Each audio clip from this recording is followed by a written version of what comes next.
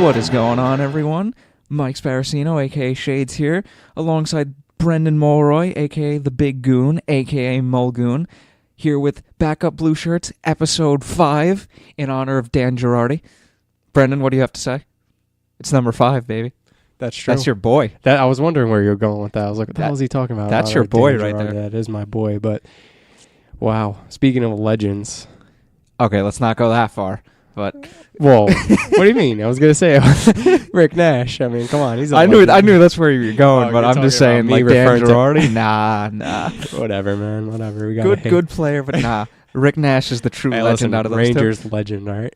Okay, fair enough. But at least on, a right-handed right defenseman. Finally starting to feel normal. I was sick I still sound sick, but I was sick the last 3 days, so I'm coming back down now. Dude, I've done 3 episodes of this where my voice is just all over the place, so don't worry about it. But enough to make you sick. The last 4 Rangers games. Yeah, pretty much. Mine actually, you know what? No, I shouldn't say the last 4 because the games against the Islanders were actually pretty good. So minus 2.5. 2.5. Fair. Because fair. I thought we actually played pretty well against the Islanders, but and of course I had to miss both of those games because I wasn't home. I'm missing a lot of games lately, man. We finally picked up a win at Barclays. I'm glad we got at least one win at Barclays before they don't play there anymore. Yeah, seriously. That would have been embarrassing. I love how we get a win at Barclays when we're terrible, but not when we're good. That's true. And then, of course, the Islanders lose against us and then just take it out on Tampa 5-1. The funny thing is that, the reason, I was just thinking about that the other day. I was like, man, the Islanders, whatever their record was against us, because I know they've definitely been the better of the two teams in the matchup over the last 10 games. I think we only won 2. It might have been 1, actually. But then I was like, oh yeah, why? And then I remembered. I was like, oh yeah, John Tavares was a Rangers killer. Every time we played them, he would go off. Well, who's another guy in the Islanders that would always go off against us? I feel like Halak would always go off against us and then just play terrible against every other team. And look at what Leonard's doing right now. That sounds about like every other goalie that the Rangers play against. Especially rookies. But and in other words, the last 4 games we played Vegas, then the Islanders twice, and then we had Columbus the other night. So we had 3 games against Metropolitan Division opponents. And one team who will be a playoff team come April in the Vegas Golden Knights. Columbus too, probably. Western Conference. Western. Oh, you mean Pacific. Western Conference. Gotcha. Pacific. Yeah, I mean, you said they had... Oh, no, Columbus is definitely a playoff team unless... Vegas is 3rd in their division, and they're also, 12 games ahead of the first wild card team, right? Edmonton? Points. Points-wise? Oh, yeah, I'm sorry. I said games.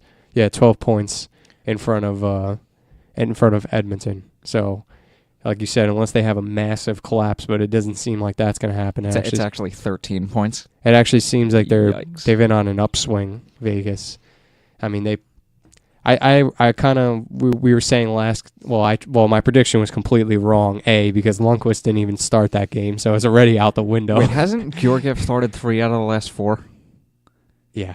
He started against Vegas, he started against Columbus, and he started 1 against the Islanders, right? Yep. Honestly, I agree with giving Hank this mental break because the team is just playing like crap in front of him. I honestly don't mind Georgiev playing, and we'll get into that in a second. Yes, we will. Because we want to elaborate a little bit more on what we were talking about before we started up the podcast with the goaltending and the defense. But the Vegas game, I watched it, and it was kind of what I was expecting. I was expecting Vegas to kind of destroy us, considering what they did to us at home. Yeah, and they've been playing a lot better lately as well. So it was a game that we didn't really have much offense. I thought that the Rangers kind of failed to really shoot the puck a lot that game. They were over hesitating. Zuccarello had a decent amount of chances, but he was overpassing. But he's actually been on the upswing in the last 3 games, so I don't want to throw him under the bus. But the Rangers' offense wasn't there, and then Vegas took what did they end up winning that game? Was it 3-0? I think it was 4-2. Was it? Wasn't it? Oh, yeah, you're right. Yes, that's right. Yes, yeah. They were up Yeah. 3-0, and they scored 4, and I know we scored one in the last, like, seconds of the game. Yeah, I think that was Fost had one. Yeah, fast garbage goal. Yeah, but Zibanejad made it 3-1, yeah, and that then was a nice play. empty net And 4-1. a more notable thing from that game is Reeves and Quaid. I'm not gonna lie, I was actually hoping it was gonna be Cody McLeod. Isn't that what we have him in the lineup for? But I guess that's not. a heavyweight bout right there. Going off script for a second, not that there's a script, but you know what I mean. I think it was Watson and Ferland fought the other night. Dude, Watson got his ass kicked. Oh, damn, Like I saw that on NHL Network. He got his ass handed to him. I was just like, I didn't know Ferland could fight. And McQuaid actually started off the fight pretty good. He got some good shots in, and then he was like trying to get his elbow guard off, but like it almost seemed like he like forgot that he was in a fight. So he was like trying to get the elbow guard off, and Reeves was just like annihilating him.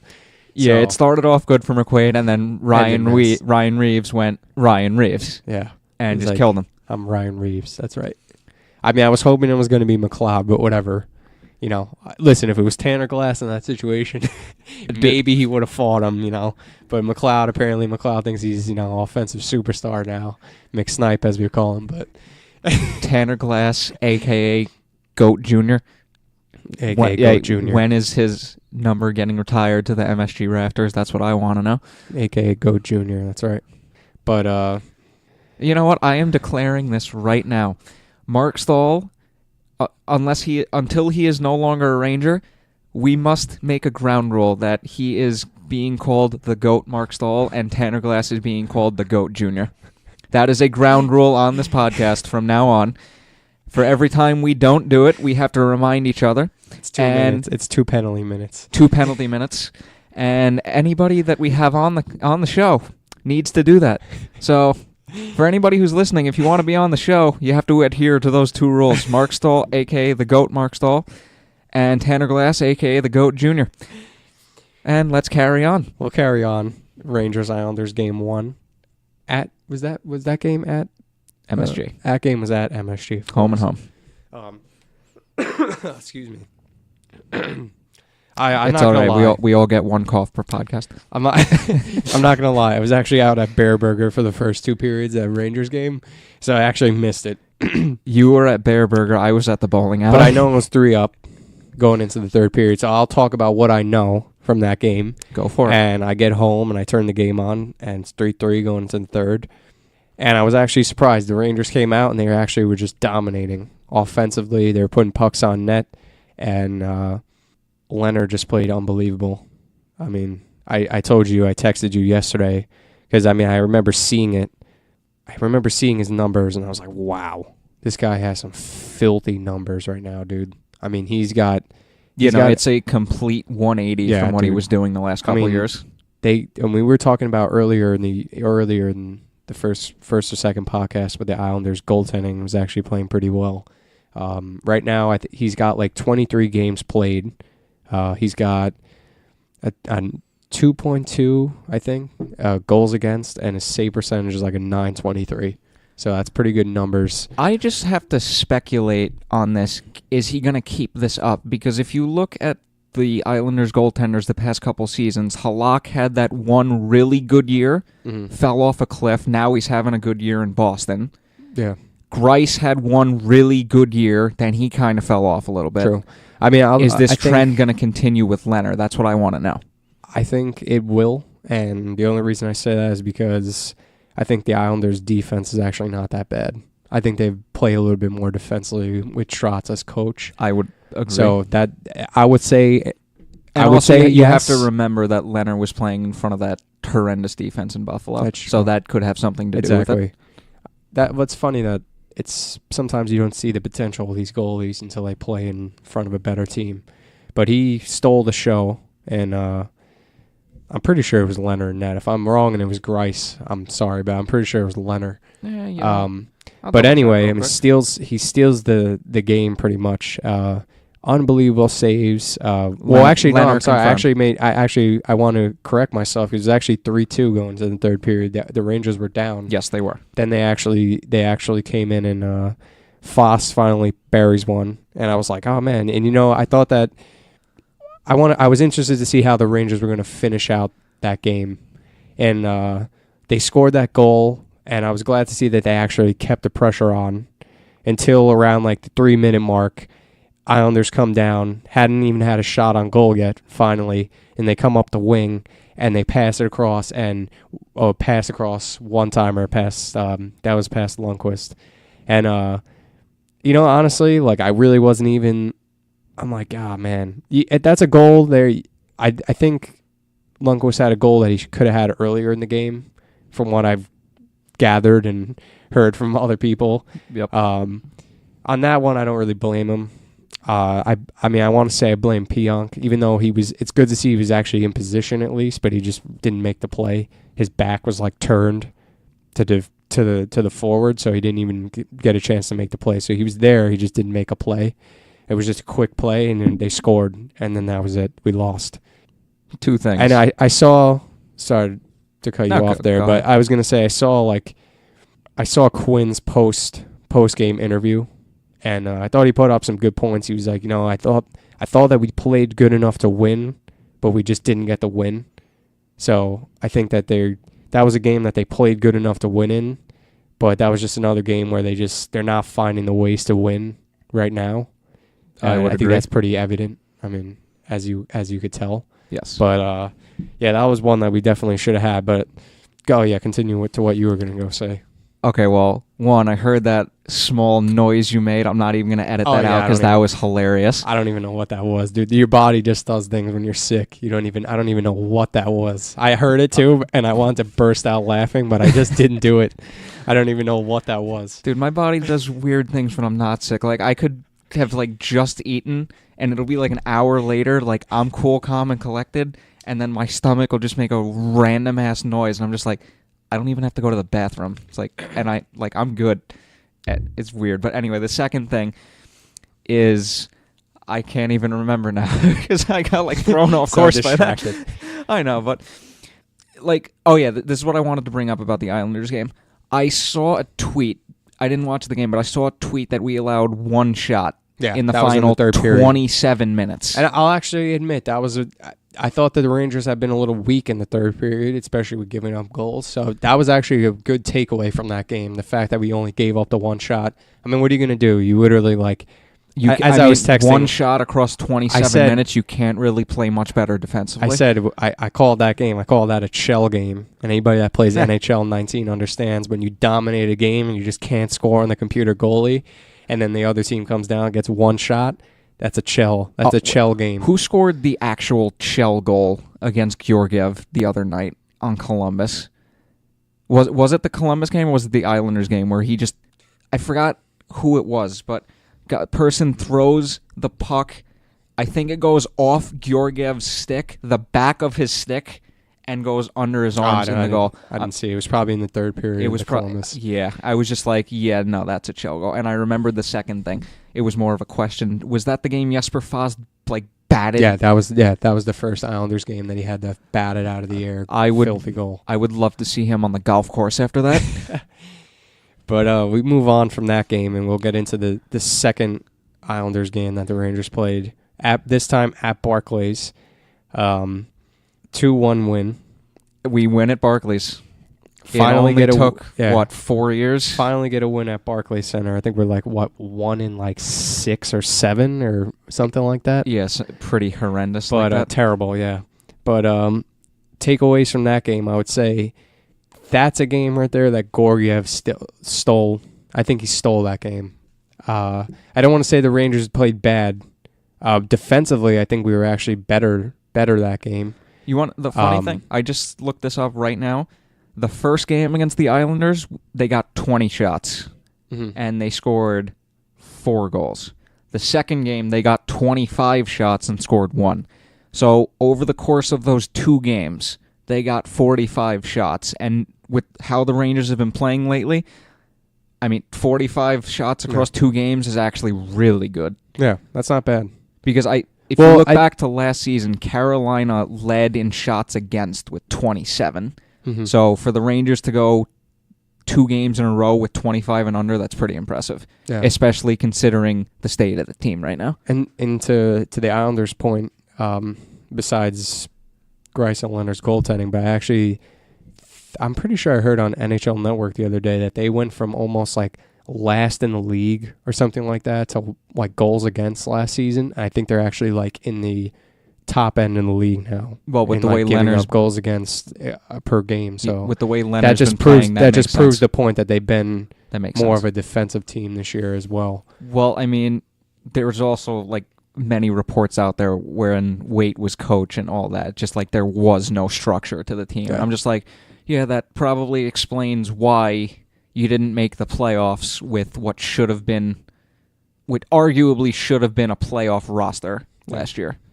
Another big takeaway minus Georgiev, Georgiev is a goalie that it's to me it's just like Lundqvist this season as well. Like they play well, and sometimes they kind of get hung out to dry by the defense.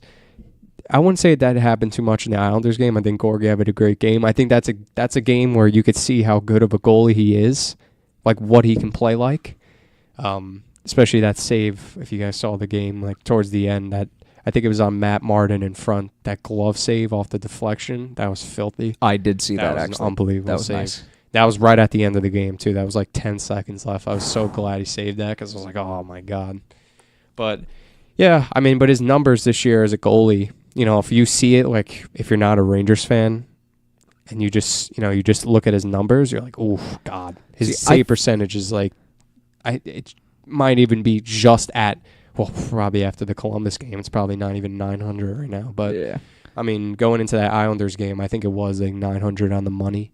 See, when it comes to evaluating goaltenders in the NHL, like you can't really get a true test of how good they are unless they're on like a middle of the pack team, I feel. Because if you're playing behind the best defensive core or best defensive like all around team in the league, it doesn't really show how good you are because most likely you're not going to be facing many high chances against. But at the same time, if you're going to be behind the worst defensive core / worst defensive all around team, you're not really getting a true test of how good you are because you're just facing so many high danger chances that it's just impossible to get a read. Whereas so I feel like if you're literally in the middle, you can kind of see like you're getting a little bit of both. Exactly. So you can see where your goaltender is truly at. Opposed to playing on like a really good defensive team where you're facing not so many high risk opportunities. A lot of easy saves where you actually can see the puck and not so many breakaways but the Rangers finally we win at Barclays. Hedl gets his second goal since that 5-game goal streak. And another big takeaway too. And Zuccarello scored as well. Finally game winner. He was happy about it. That was nice to see. And then he actually nets 2 in the Columbus game. And one of those was a greasy one. I was like, all right. So he seems to actually be stepping up now, playing that role. And you want to know what? He's probably come to grips with the situation. Like, okay, I can't let this affect me personally anymore. If they trade me, they trade me. If they want to extend me, they'll extend me. Exactly. I just have to play, see what happens. Exactly. And at the same time, it's also probably in the back of his head, if I don't pick my game up, my next contract isn't where it should be. Exactly. And also, I mean, listen, he's been on the Rangers for how many years now? 9? I think he's been in the organization for like 9. If he made his debut in 11-12? Or was it 12-13? I gotta be honest, I don't even remember. It might be 11-12 because I remember specifically Tortorella was still the coach, and it was right around the time that I started watching. Yeah. So, I mean, even for his points, like, listen, you've been on the Rangers. It's not no hard feelings, but you know what? In the end, like if he can, even if he plays better, he'll be helping us out, even if we move him. Yeah. So like I'm sure he wants to see that as well. Yeah, but at the same time, like if you're a player in his situation, like a UFA to be, like you have to realize where the team's at. Yeah, of course. I mean, I don't think that's probably played a factor into him playing too. It's just like I can't control where the team's at right now. I can but what I can control is what I'm doing on a game-to-game basis. Yeah. At least for the most part. Yeah, another thing the Rangers can't control right now is injuries. That was True. the thing we forgot to take away from I think that was actually in both of the Islanders games. We lost Clayson, I think, in the first one. I think he got hurt towards the end of the game. He went took awkwardly a hit from Martin? yeah, something like that. Yeah, he went awkwardly down after a hit. And then I saw a funny tweet about that. Then Clayson leaving the ice like his arm is dangling. I'm just like, of course the Rangers messed up his shoulder or something, dude. Yeah, possibly. And then McQuaid takes an absolute cannon of a slap shot from Pollock right above the knee. So there's no padding there, and even if it hit like the top end of the knee guard, it's not enough to stop that blaster because he has a pretty good shot, that guy. Speaking of injuries, I'm going to skip the Columbus game and circle back to it just going to skip it for a second. Speaking of injuries, well, I kind of lost my train of thought there. Sorry. Hayes is out with an injury right now. Pionk is dealing with a lower body issue. He's out tonight. The Rangers called Ryan Lindgren up. It's not confirmed right now whether or not he's playing, but I did see a tweet that said if McQuaid is good to go, he's going to be in the lineup, so I can only assume that if Lindgren is playing, it's going to be in either Smith or D'Angelo's spot. I mean, at this point in the season, but if McQuaid isn't good to go, Lindgren's in for him. I mean, we're in the bottom half of the East now. At this point, we might as well just play the young guys. Like, if McQuaid isn't 100%, just don't play him. Like, what's the point of playing him? Makes no sense. Just let Lindgren play, get some ice time. Like, what's the big deal? No, see what you got in him. Yeah, exactly. He's 20 years old. Might as well let him play, get a feel for it. I mean, the defense really can't get any worse than what it's been at this point. So. Pretty much. So I wanted to bring up, speaking of injuries, while we're on the injuries, I'll bring up what Kreider said to the media, and he was saying that just because we have injuries, we can't use injuries as an excuse for how we've been playing. So he's got a good point. I think they were specifically trying to get after him about, I think, offensively wise as well. Like I think they were getting on them about offensive production without Kevin Hayes, because that seemed like it seemed like that's what they were asking him. Like, what's going on? Like, I guess without Hayes, like, are you guys using the Hayes injury, I guess, as a way to... Even if they're using that as an excuse, you have to look back. The 3 games before he got injured, he was basically a non-factor in the offense. Now, the 6 games prior to that, though, he was. Yeah. I mean, listen, the Rangers have definitely... But the 3 games before he got injured, he was a non-factor. Yeah, I mean, with him on the offense, I would probably say the Rangers' offense is better, for sure. But like Kreider said, I mean, listen, he's not there. We have to play without him, so we have to figure it out. I mean, I'll credit, too. I mean, that was 2 games in a row there. Even in the second Islanders game and also the Columbus game, Boo Neves had some sick plays. I love that guy. If I remember hearing correctly, he actually got moved up to the second line during that Columbus game. He was playing all right. I like the way he was playing. And I like to see we got a little bit more offense out of Hito, because I thought he died down. And another thing, who's really died down lately? Howden. Yeah, I was literally about to just say that. He's been a guy that's... I've been waiting to bring that up for like 5 minutes. Yeah, Howden's been non-existent that were on the Rangers offense. Yeah, and then also another guy... At the same time, you can't really blame Howden because he's a rookie and he hit the rookie wall. Yeah, that happens. And another guy, too, that's kind of lost. This is a guy that, in my opinion, it's Are you going Buchnevich's route right now? I wasn't going to say Buchnevich. I was actually going to say Vesey. And with Vesey, it seems like when I watch him, like if you watch like the first 10 games of the season, he was playing on another level. But also in the fact that he was playing more like he was playing with more grit. Like he was playing more physical. He was actually like getting after it. Now it looks like he's like, I don't want to say scared, but like he doesn't look like he's getting more like super involved in the game. Like I can't explain it. It's odd. Do you think that it could be that he's playing hurt or it's a low-key injury? I don't know. It's either he's injured or like he just doesn't really give a shit anymore because the season's obviously just over at this point. I mean, it could be either one of those things. I don't know. Or maybe he's just going through a slump. But he's somebody that I'd like to see step it up a little bit. And same thing with Howden. I mean, we see what potential they have to play at. So here's what I'm going to say about Howden. If he keeps playing at this stagnant pace, is there anything wrong with sending him down to Hartford? Howden? Yeah. I mean, get him more minutes, get him some confidence back. If he doesn't have to clear waivers, I'm not sure if he does. I mean, listen, at this point, like, I think he's already been in the NHL for the whole season. So I think at this point, like, you might as well just leave him up, let him try to find his game. Because he is waivers exempt, so he can be sent straight down.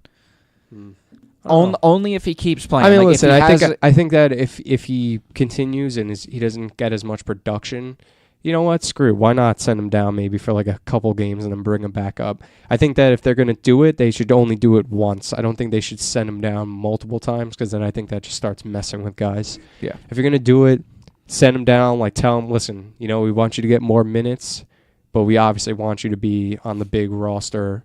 I think that he just needs to like reevaluate his game or something because he hasn't been what we see. Yeah, you think it's one of those cases where he just needs to play through it? Yeah, I think learn so. how to play through it. He's a rookie, so like you said, 20-year-old rookie coming straight from juniors. I would rather just see him just stay up on the team. Maybe he's just not clicking right now with who he's playing with. Yeah, you know, possibly. So, that's a thing. He was playing with VC earlier in the season. I forgot who was the third line mate with them, but that line was pretty good for a while. Do you remember was it Nemesnikov? No. It wasn't Zuccarello. I don't know. Who he was playing with? Yeah, who those two, like, I forgot which line that was, but that line was clicking for a little bit. I'm not sure. I'm honestly trying to remember as well. It's not ringing any bells. I feel like you know exactly what I'm getting at, right? Yeah, of course. Well, we'll move on to the Columbus game. And before the Columbus game, just Rick Nash announced his retirement earlier this week, and honestly, I was a little sad. Yeah, of course, man. I mean, it's always sad to see a guy, obviously, that played on the Rangers. He's not really super old either. I mean, he probably could have played. I think he's 34. Yeah, he could have played definitely a couple more seasons. There were offers, 3 or 4 year offers for him this past July 1st. Yeah, but he made the decision. I'm gonna wait and see how this plays out because I'm still suffering from the concussion that I got in March. Yeah, and if he didn't get that concussion in March, there's about a 99% chance he'd still be playing now. Definitely. I mean, listen, at this point, you know, it's more of like an off-ice decision for him. You know, he had his concussions. He has a young family. He's got 2 young kids. 3. 3? Oh, 3. Yeah. 3 young kids, sorry. 3 young kids, yeah, I mean... Only reason I knew that is because of the pregame ceremony. I mean, he's got a... Yeah, I don't know why I thought I only saw 2. I saw the ceremony, too, but whatever. Well, I was probably just so pissed off that I thought the ceremony was just like... That tribute video was awful, man. It could have been They honestly could have got it. They should have took like a tribute video from YouTube, honestly. They probably would have been a better one than that. That was awful. But anyway... You know, the guy was a... I will admit, though, there are some pretty good tribute videos on YouTube. Oh, yeah, definitely, dude. There's some great ones. Some people know what they're doing when it comes to that stuff. But even just, you know, look back on the guy's career. He's drafted first overall in 2002 by Columbus Blue Jackets. He actually won the Maurice Rocket Richard Trophy in 03-04. Mm-hmm. I mean, he's probably one of the best players to play for the Blue Jackets organization. So I would probably say he was like really like their first. He was there for 9 years. Yeah, I didn't realize that until Tortorella brought it up in his press conference. Yeah, he was. I mean, he's got to be like. I think it's Columbus was an expansion team starting what year? 99? I think it was 99, 2000. I would say that he's probably the first like superstar that they had play for that team. Yes. I mean, I'm looking at his career and everything. Like I have the stats up right now. You know, he played 1,060 games. He was a bit shy of 500 goals. I mean, 437 for the career, 368 assists, 805 points. I mean, that's not a pretty good stat line. That's not a bad career at all. I mean, I think one thing that you hear about him is that obviously he was like a low maintenance superstar, which is obviously a compliment to him. Yep. But I mean, something that he like evolved his game over the years. You know, when he played in Columbus, he obviously was like an offensive powerhouse. And when the Rangers first got him, he had scored 40 goals for us, right? Nah, I mean, that it was first like year he only got like 27. No, I'm saying like in the first couple of years we had him, he scored 40. 14, 15, 42. And then, it was interesting. Like he almost like evolved his game. It was became right like around the Olympics. Yeah, he became like a super like two-way player. Right around the 2014 Olympics. Yeah, and he became like unbelievable for us, like especially on the penalty kill, and it was weird. Like he just had like no luck towards the end of his career, like scoring goals. He was a guy that literally he would have like 8 chances a game, like every Rangers game, and but he could never, either that or he would just like something would happen that hit was like the post, absurd. miss the net. He could never like he just, it was almost like he lost the touch a little bit, but he like gained it on defense. It was interesting. Yeah. The one thing that pisses me off a little bit is most Rangers associate his Rangers tenure with the quote-unquote disappointing 2014 playoffs. If anybody who's a diehard Rangers fan that was actually paying attention to that run, he was not the problem because he was playing perfectly fine. Yeah. And yes, people are going to point to what about Game 5 overtime against the Kings where he missed the wide-open net. Slava Voinov literally made a phenomenally lucky defensive play on that. He miraculously got a stick on that. So it's not like Nash missed. Yeah, I'm pretty sure Ryan McDonough missed a wide open net as well. He hit the post. He beat quick and hit the post. Yeah, it's one or the other. But anyway, obviously, it's sad to see him have to go for concussions. It seems like that happens a little bit more often than not nowadays. So yes, but at the same time, the NHL's also passed many rules like no headshots. If you give somebody a headshot, that's an automatic suspension. Yeah, unless you get away with it miraculously. They have the whole concussion protocol, which is great, and they even have it for goalies as well.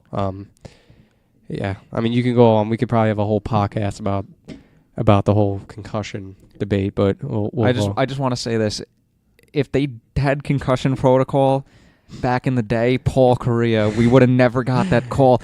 Off the floor, on the board, Paul Correa.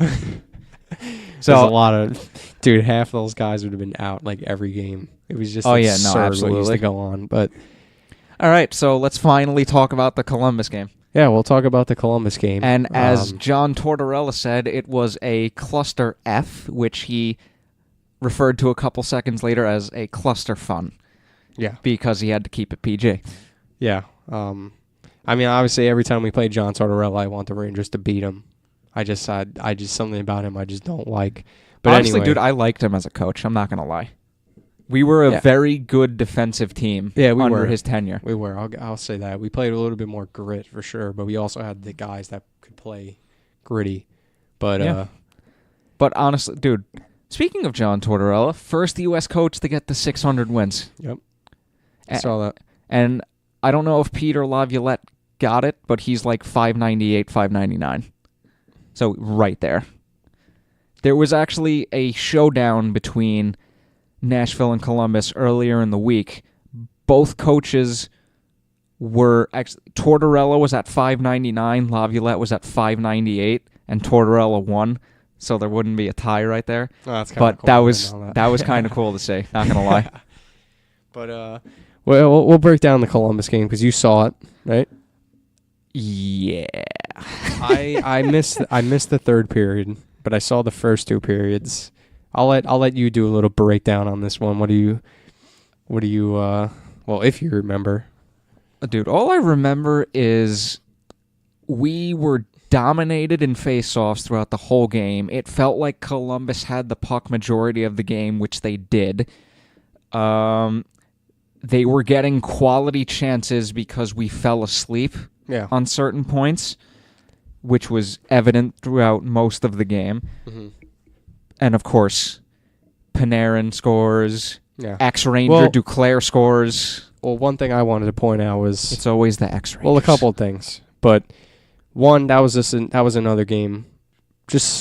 I thought we left Georgiev out to dry on a lot of the plays. Did. And it's always... It always comes around to this. I feel like I always bring this up every single podcast we record. It's the Rangers always give up, man. Like every game or other game or multiple games in a row where they have like a sloppy breakout or they're having trouble getting out of the zone with the puck, and then they turn the puck over in the corner, or the team's, just gathering the puck in the corner and passing it, and then they always let up a goal where there's a guy wide open in the slot for always.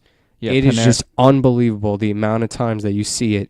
Or even that was Panarin's goal.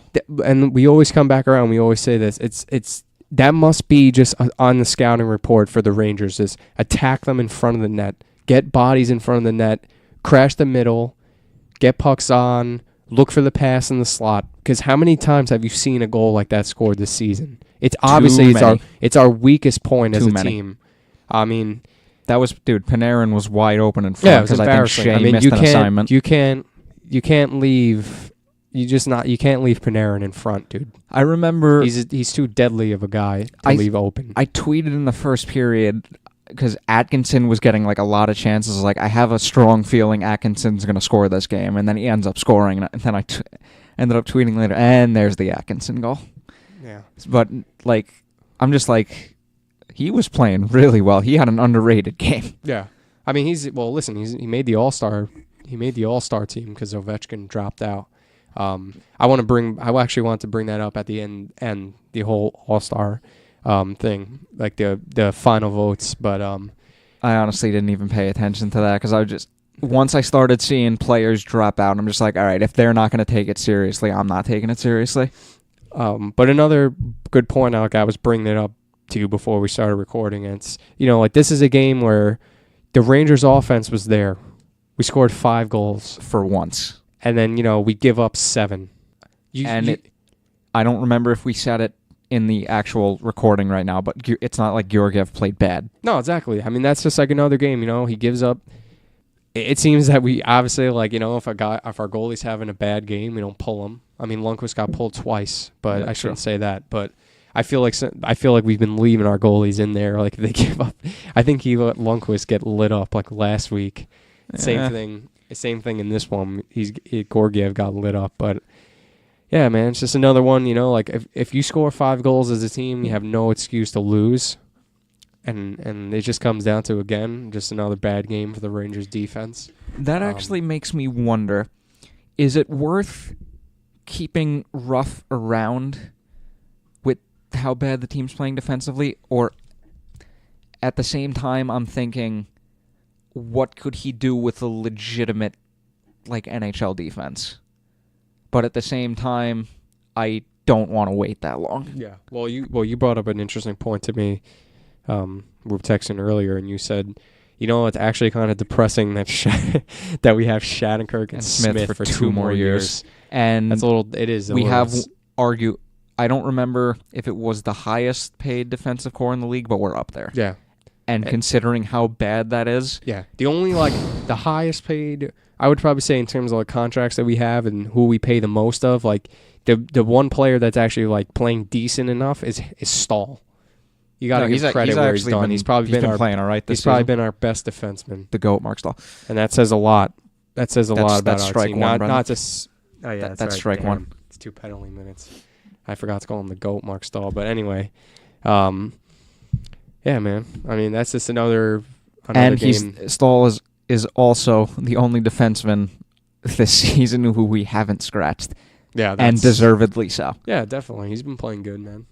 I mean, like tonight's game, for example. I mean, I think that we should just play Lindgren. I don't see what's the point of not playing him. I just like if McQuaid is on the edge, even if he's 99% but not 100, just play Lindgren, man. What's the we're playing Carolina. We don't need him desperately in the lineup. I mean, God knows we haven't been playing good with him in the lineup. So what's the difference at this point? Might as well just let Lindgren if he's injured, rest him. Because if you're a rebuilding team, don't play anybody who's injured, especially if you can get anything back for them at the trade deadline. Because we all know McQuaid's not a long-term solution. Well, I wanted to ask you a question. So who do you think gets the start tonight for the Rangers? You think they throw Lundqvist back in, or do you think they're going to let Georgiev play? I'm pretty sure Lundqvist is in the net. I want to say Lundqvist. I mean, No, I'm pretty sure it's confirmed Lundqvist? he's playing Okay, tonight. I didn't know that. I didn't know if it was announced yet. But I mean, I would say Lundqvist. But I mean, listen, Georgiev's got the start now. 3 games in a row? So 2 games in a row. It's 3 out of 4. 3 out of the 4. I got you. Yeah. Yeah. I mean, at this point, like, throw Hank back. Although in. I think you're right, 2 games in a row. Let's get his confidence. Let's get his confidence back up. Yeah, just give him a couple nights off from facing 40 shots against. Yeah. Every game. Mm-hmm. That's really the only thing that. And like we said, it's not really going to matter who's in the net tonight because we're going to get the win because Shades is going to the game. They're 4-0 and Shades. Oh yeah, I am going to the game tonight. It was a Christmas present. I am 4-0 this season. I'm expecting and I am going to 3 more games this season. And don't worry, one of them is after the trade deadline. So, all right. So I got. Let's make a prediction just for fun. Oh God. Literally every single time I make a prediction, I'm wrong. Except I remember one time I was talking to my boy Alex at school, and it was a Rangers-Devils game, and he went, and I was just like, you know what would be funny if it was a 4-3 score and the Rangers won? And he's just like, yeah, nah, don't do that to me, man. And of course, 4-3 Devils win in overtime. I'm just like, at least I called 4-3, right? I'm telling you right now, it's going to be 3-2 Rangers win. Chris Kreider gets the game-winning goal in the third period. That's my guess tonight. I could be wrong, but we'll find out, you know. I want to see the Rangers. I want to see the Rangers put up at least 3 tonight. I'm going to say 2-2. It goes to a shootout. And the Rangers get the win in the shootout. Okay. So we're going with the same score, 3-2. Yeah, except you're going with the actual 3-2. I'm going by the shootout decided 3-2. And then one thing I want to bring up, actually, that we forgot to touch on, and I saw this was an interesting article I saw. I want to get your opinion on it. I saw it was like kind of like a what if thing, and it was like, what if the Rangers traded Kevin Hayes for Duchesne, just straight up. I thought we should talk about that because I thought that was kind of an interesting thing. Like, I have something to bring up after this, but I honestly would go for that. Yeah, I would go. I would go for that because you're trading a guy in Kevin Hayes who, in my opinion, doesn't have as much trade value as Matt Duchesne. So, and you have to remember that when Duchesne got traded to Ottawa in the first place, the package that Colorado got back was insane in that 3-team deal. Yeah. First-round pick. I don't see the Rangers getting that type of a package for Hayes. Duchesne, on the other hand, with the way he's been playing lately in Ottawa, especially after that horrible start last year, you might be able to do that again. Yeah. He's not a long-term solution at this point with this team. But if it was a yes, 1-for-1, I wouldn't mind it. If they start talking about, draft picks and because now they're down. It depends what draft pick. It's a high draft pick. Well, no, if it's like a mid to late rounder, like a first maybe. Rounder, I wouldn't do it. No, absolutely not. But I just thought that was kind of interesting. But like you said, I mean, Colorado made out like a bandit. First of all, they ended up getting a first. They're going to be one of the best teams this year, and they have a first-round pick from Ottawa. So who knows where that pick's going to fall? Could be first overall for all you know. I mean, unfortunately. That would be devastating, but you never know. I mean, hey, listen. Hey, you got to remember, though, Colorado's suffering from a lack of depth scoring. So that's true. Them missing the playoffs isn't necessarily the worst thing in the world. Hey, listen. I was just thinking about this, and I was like, yeah, you know what? Because that Ottawa pick is guaranteed top 5 You know what? Like, oh, yeah, thinking back a couple years, like, oh, yeah, Colorado wasn't that good. But then I was just thinking, I was like, you know what? Like 2013-14, they were top of the Western Conference, got upset first round by Minnesota. Yeah. And what was it? The year after they missed the playoffs, was it 2016? No, it was 2016-17 where they had that horrible season. One of the worst in NHL history, and then they make the playoffs last year. But I was just thinking, and like I'm thinking about like years ago, and I was just like, you know what? Like if you're a Colorado Avalanche fan, like screw you. dude, because you had like filthy teams back in the late 90s and early 2000s. You had you could 2 cups suffer. in 96 and 01. Yeah, exactly. You can suffer for a little bit, you know. You've won 2 cups than most teams have won like anything. I want to bring up the final. They've won more. Like they've won 2 cups. Some teams haven't even been to the finals twice in that time span since '96. Just ridiculous, dude. I mean, that's just like those teams would never happen again. Them in Detroit. Because the salary cap. Unless you get literally everyone to take discounts, which does not happen these days. This is in the NBA. Okay, anyway, so speaking of hypothetical, unless you wanted to say something right here. No. You said that you were going to say something else after. So, speaking of hypothetical trades, there was somebody photoshopped like a TSN article and apparently dropped it somewhere. And it was a Cam Talbot and Jesse Puljujarvi trade to Philadelphia for Wayne Simmons. And somebody actually reported that, and Bob McKenzie and all those high guys literally had to go this report is fake.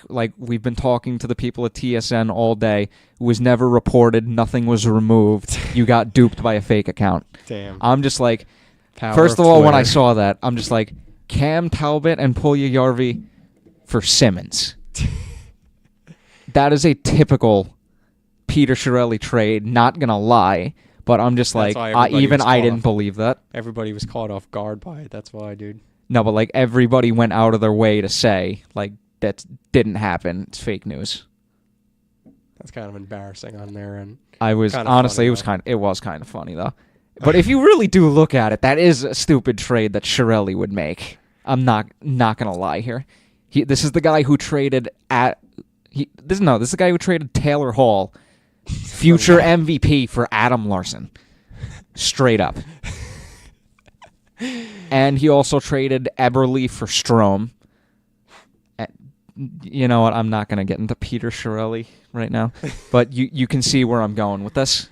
Oh, man. That's good stuff. Well, I guess it was on Twitter that thing was it on Twitter that they... Yeah, it was a verified account. Somebody tweeted that out, and then everybody had to refute that. That's bad. Yes, it is. That's bad. Oh yeah, all I was bringing up about the final vote is that if Skinner got in at least, because I was going on. Yeah, how he initially didn't get in. I was going off about that in the last podcast, so I figured I might as well bring it up that he actually made it in. So not like anybody cares these days, but yeah, the All-Star game's a joke. I mean, I'm looking forward to the skills competition though. That would be kind of fun. Oh, I am too. All right, so other NHL news. I brought this up to you right before the podcast started. The Dallas Stars head coach Jim Montgomery said in an interview, there's a culture of mediocrity right now, and he's trying his best to change it, but basically he said, from what I'm trying, it's not working right now. And we all know the tirade that one of the people in the Stars ownership group went off on Ben and Sagan. So yeah, their upper management right now is just insane. And then when you said culture of mediocrity, I was like, did he mean all time? No, or right did he mean now. Currently? He means currently. That's what I asked, because I was like, wow, well, if he said that, and he meant all time, that's disrespectful to Madonna and all those guys. But okay, yeah, even though I don't want to talk bad about him, mediocrity, Blue Jackets. They haven't won a playoff series, and it's been 20 years now. And they're consistently a good team. That's the funny thing. They always make they've been making the playoffs. Actually, you know what? I'm going to bring this up right now. I was thinking about this the other night. I think Kevin Weeks was talking about it on NHL Network. He said, what is a good season for the Blue Jackets if they keep Bobrovsky and Panarin? And he said no less than the Eastern Conference Final. And I would agree. But at the same time, can they really make it that far? I don't think so. Because if they're struggling to get out of the first round on a yearly basis now, especially after last year when they beefed up the team for a playoff run and they still lost in 6 games the first round, it really makes you think, should they sell on Bobrovsky and Panarin? And honestly, I might. if I was Yeah, them. I think I now might. they have a lot of problems internally, especially that whole thing with Bobrovsky recently. I think at that point, like, I think it's just affecting like the team. It's affecting him. I think I would get rid of him, honestly. I mean, And another Panarin. thing I think about Panarin is. I think he's kind of lost his motivation to play for Columbus. Yeah, I don't and- think he has any interest in playing for Columbus anymore. I don't know. I I mean, don't know. supposedly he's made it known that he wants to go to the Rangers. So they say. Look, I right? tweeted Rick Carpinello on Twitter, who is a Rangers writer for The Athletic. I asked him, what are the chances, the realistic chances, the Rangers actually offer Panarin a contract come July 1st if he's not signed by the Blue Jackets or the hypothetical team he gets traded to? And he said 100% if he's not signed by then. So it really makes you wonder. But at the same time, if I'm Panarin, sorry, my phone just vibrated. Do I want to go to a team literally in the middle of a rebuild? Yeah. On his part. I mean, if he can be the guy, maybe he'll want that. Possibly. Because, I mean, when you think about it. But at the same time, if if I'm him, I'm also thinking about who is going to realistically be my line mates? Who am I realistically going to be playing with? Am I going to be guaranteed power play time? All that. Am I going to be guaranteed ice time, top line minutes, all that? I mean, I want to assume that in the Rangers position, I'm guessing he would. But if we sign him, he better be, because I don't want another Keith Yandel here. Well, listen, where he's going to get signed. He should be getting top power play minutes and more minutes overall, and he wasn't. But then again, that's backtracking to Vigneault a little bit. Yeah. But even Quinn's been guilty of not playing players as many minutes as he should be so far. Definitely. For Quinn's sake, I feel like he also just, if he just feels like you're not giving him enough effort, I feel like he'll just bench you. Like, he benched Kreider the other night, dude. Like, what? Kreider's been taken. Penalty. Yeah, but you know what though? Kreider's been taken. Weak penalty though. Kreider's been taking a lot of stupid penalties lately. Yeah, but which he usually does. Not gonna lie, but it's been getting to a point where it's like, really, man. When you watch these games, how many of those penalties are really good penalty calls? I mean, dude, some of these penalties nowadays penalty calls are against the Rangers these days. Like, some of them are such phantom calls where it literally general, Mike, dude, are just awful. It literally makes me want to shut the game off half the time. The reffing this year is bad. And I love how we say this every year, but they somehow manage to get worse. But it's not completely the refs' fault. It's definitely in the league as well. They've gone much. I've been saying this for years now. I don't want to say at least 2 years. They need to call embellishment more. I don't want to say like they're getting soft on the calls, but like it feels like dude. Anything. Granted, back in the day, the hooking was just absurd. The slashing was crazy, but nowadays, anything on the stick is even considered a slash. Like, all right, in my eyes, like, this is how I view it. Somebody slashes your stick, it's a slash when he breaks that shit in half. Yeah, but if it's just him hitting the stick. Like the other day, for example, I forget who it was. They called it on the Ranger. I think it was Zuccarello or what was it? I can't even remember who it was. Comes in. He's following the guy on the Islanders. He's got like a little breakaway. He has one hand on the stick, and he reaches out and barely taps the stick, and he calls a slash. I'm just like, stop with these calls. Stop. You want to know what really makes me mad? Bad. Love taps on the hands. I'm just like, if you're calling that a penalty, you shouldn't be officiating an NHL game. Everything nowadays is a penalty. They've cracked down on that, but yeah, I think not. If it's a love tap, you shouldn't be calling a penalty. And if a player reacts, call a penalty, but at the same time, call embellishment. I think like that which is something the refs takes don't guys' do enough motivation away to play like insanely hard, especially in tight games when they know like, you know what, maybe I could have got away with this like 5 years ago, but now I can't. It's going to be a penalty. Yep. I mean, don't get me wrong. There's still plenty of times where guys take ridiculously stupid penalties in times that they don't need to, but yeah, I don't know, man. That whole thing with sometimes the calls nowadays, like, even, I don't want to say just the Rangers, because I watch plenty of games and I'm like, really? That's a penalty? Like, I don't know. And it gets even harder for these refs to see the penalty calls nowadays, because now the game just only is faster. So fast, yeah. So, I mean, I get it. Like, from their viewpoint, it probably looks like it's a penalty, but from ours, you slow it down, it's totally different. But all right, I'm going to try and segue into this next point of the Western Conference wild card race. But right before, I just want to give a shout out to 3 players for scoring hat tricks this past week: Carl Soderberg, James Van Riemsdyk, and Tyler Bertuzzi. 2 of which I think were their first career hat tricks in Bertuzzi and Soderberg, so good for them. Not bad. And JVR's second hat trick of his, I think it was either his second or second with the Flyers. I think it was that. And on to the Western Conference wildcard race. Anaheim's lost 11 in a row. That whole thing with Carlisle came out. The GM had to step in and say, I am not considering relieving him of his duties at this time. That came out. Honestly, I think he could still get fired, but that's another point. But we are now at a point where we thought the Western Conference playoff spots were pretty much set, and all of a sudden we have 6 teams within 4 points of each other for the second wild card spot in the West. And those 6 teams are Minnesota, Edmonton, Anaheim, Vancouver, St. Louis, and Arizona.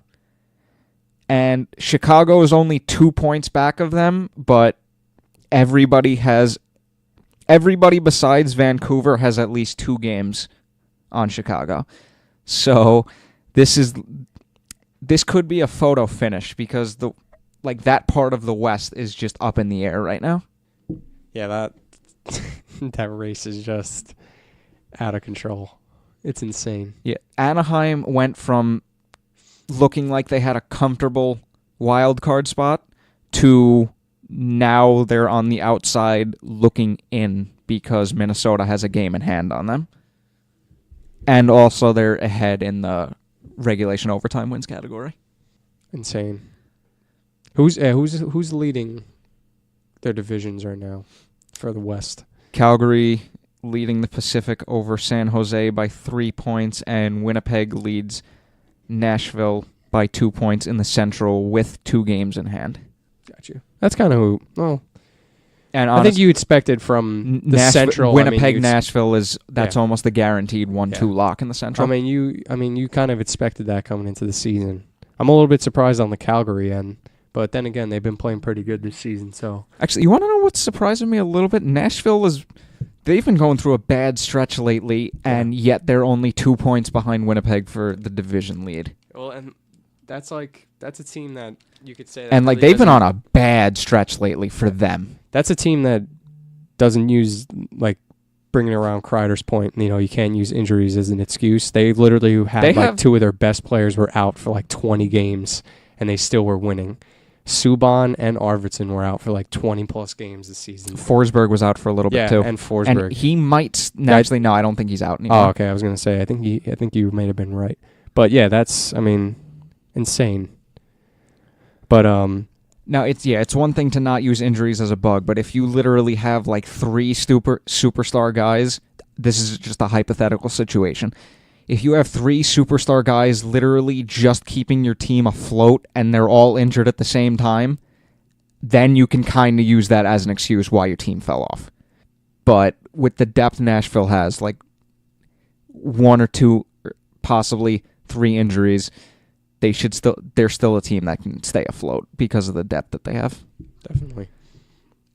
And it's kind of scary, though, how they're still comfortably in second in the Central, even with this really bad stretch for them. Yeah, it just goes to show you they have a deep, deep team. And it also goes to show you the weakness overall of the West right now. It's true. Speaking of weak teams. Where are you going with this? Well, I was going to go back to the Rangers. But, okay. What? We're 4 games back out of the East, right? From the bottom of the East. 4 points back. 4 points back. We're 4 points back. The Devils actually jumped us last night because they beat Chicago. Florida, if they win their next game and the Rangers lose, they would jump ahead of the Rangers because they're a point back. Detroit's 2 points back, but the Rangers have 2 games in hand. Philly is 3 points back, but the Rangers have 1 game in hand. And Ottawa is 4 points back, but the Rangers have 1 game in hand. So the 4 teams below us,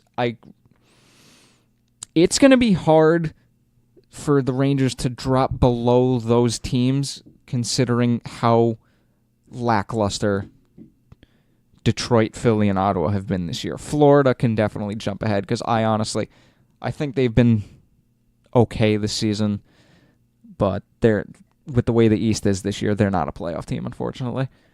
I want to bring up too. Again, towards the end, I wanted to bring up something I thought was interesting, as we were talking about the Islanders.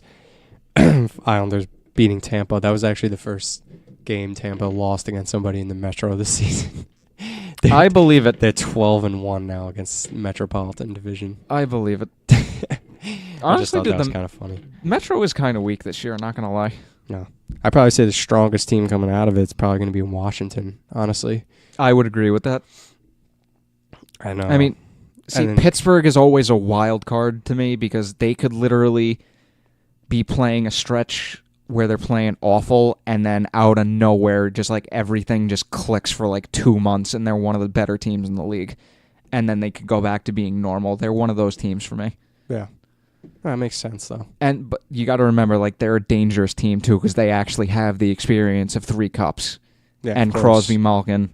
Yeah, those guys never, even if they're not playing well, you never know when they're going to start heating up. So yeah, especially those 2 guys. Like, they could be on a so-so stretch and then just tear it up for, like, 15, 20 games. So, all right. Anyway, I'm going to end the podcast there. Be sure to follow us on Twitter at Backup Blue Pod. Yeah, Mike's been active on. Yeah, I've account, actually been tweeting. Definitely makes it more interest. I'm not really too big on Twitter, so that's why I let Mike handle the Twitter stuff. If you text me something, I literally ask you, "Can I please quote that and tweet it?" And you're like, "Absolutely." So that's how Brendan gets his tweets through. I quote for him. Exactly. So Mike, yeah. That way, it's not plagiarism. But, yeah, we'll look forward. Hopefully the Rangers can get a win. Guess we'll find out. All right. Find out if our predictions come true. We play tonight against Carolina, and then we don't play again until Saturday. That's what I wanted to bring up, actually, now that we're ending it out. Go ahead. The Rangers, going into the All-Star break, we get the All-Star break, and then we have a bye. So the Rangers are going to be off for like 2 weeks. Either that, it's the bye and then the All-Star break. I can't remember. It's one or the other. We play... But we're going to be off. We play Philadelphia on Tuesday, the 29th. We play Boston on Saturday, the 19th. So we have a good little break there. Yeah. I'm gonna. You know what? I'm not even going to be happy about that break because Kingdom Hearts 3 comes out on January 29th.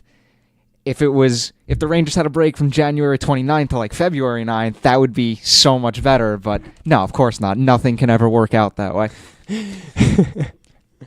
All right, anyway, I'm going to end the podcast there before I go into a rant about not being able to friggin' play a game when the Rangers actually aren't playing. So follow us on Backup Blue Pod. This has been Backup Blue Shirts, Episode 5 in honor of Dan Girardi. Yeah, honor of Dan Girardi and Rick Nash as well, even though and Rick Nash 5, as well. It's an honor. I really only put the Dan Girardi in there just to make number 5. Yeah. Well, just to make you guys happy. That's right. Yeah, you, Matt, Brendan, other Matt, Ron. That's right, baby. Dan Giving a shout out to the boys right now.